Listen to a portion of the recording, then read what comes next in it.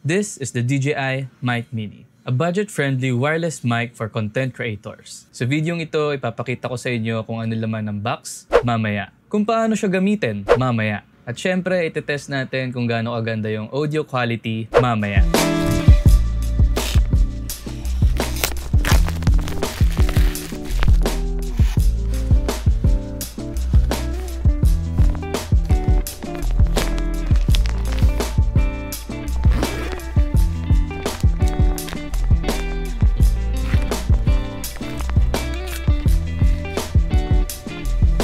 The box includes a pouch, a 2 gray and 2 black dead cats, a USB-C to A cable, a 3.5mm TRS cable, 2 transmitters with magnet, the receiver, and the quick start guide which we don't really read. This is the mic transmitter. Very lightweight, weighing only 10 grams. And ang liit!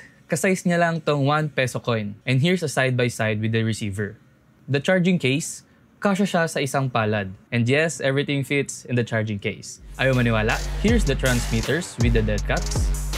Here's the 3.5 cable. And bada bing bada boom. Perfect for content creators na laging on the go. The battery can last up to 48 hours with case. If you want to isolate your voice, you can activate the noise cancellation by pressing the power button once. You can directly connect on your camera by using receiver and the 3.5 TRS cable. If you're shooting with your phone, you can connect directly to your phone by using the receiver. Now, let's test the sound quality. Since the beginning of this video, you are listening to the DJI Mic Mini, attached here on my t-shirt. Hello, mic test 1, 2. Hello, mic test 1, 2. Now we're going to test how far our DJI Mic Mini can reach. Ang plan ko is pumunta hanggang dun sa dulo. And as far as I remember, 400 meters yung kayang abutin ng DJI Mic Mini. So for our first test, ganito lang kalapit. This is the DJI Mic Mini mic test 1, 2. This is the DJI Mic Mini mic test 1, 2. Test number 2. So, naririnig niyo pa ba ako, guys? This is the DJI Mic Test 1, 2. This is the DJI Mic Test 1, 2. Whew! Para ako nag-jogging. So, test muna natin ng ganito kalayo.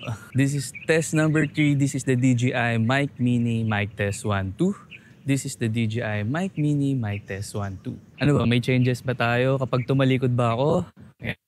Napuputol ba yung audio? Forward pa tayo. This is test number 4. This is the DJI Mic Mini Mic Test 1, 2. This is the DJI Mic Mini Mic Test 1, 2. I think sobrang layo na natin sa receiver. Meron na ba tayong changes sa audio? Kapag tumalikod ba ako, kaya na ba yung audio natin? Try natin hanggang dulo to. Dito tayo sa dulo. Ewan ko kung nakikita pa ako ng GoPro camera natin, Pero again, this is test number 5. This is the DJI Mic Mini Mic Test 1, 2. This is the DJI Mic Mini Mic Test 1, 2. Ayun guys, tingin ko meron ng stutter ng ganito kalayo, lalo pag tumalikod ako. Ayan, alam ko lang Mic Test 1, 2. Napuputol ba yung audio natin guys? Mic Test 1, 2. Mic Test 1, 2. Pero sabi naman ni DJI is up to 400 meters. Comment down below if mali ako.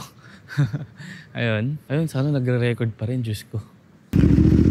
So right now you are hearing my voice with the DJI Mic Mini attached on my helmet.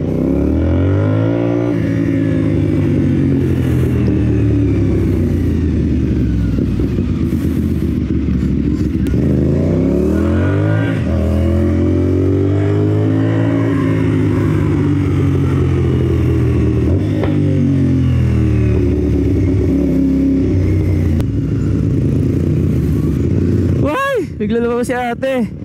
Di pala ate to. Kuya naman, di ka man lang ngumuuso. Ang tagal ko hindi nakapag-motor, ang tagal ko din di nakapag-vlog. Ngayon, di ko alam kung ano mga sasabihin ko. Again nga pala guys, you are listening to the DJI Mic Mini attached on my helmet. This DJI Mic Mini Mic Test 1, 2. Sarap!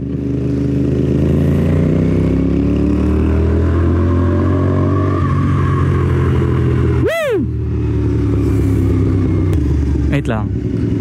Lipat naman tayo ngayon sa may exhaust.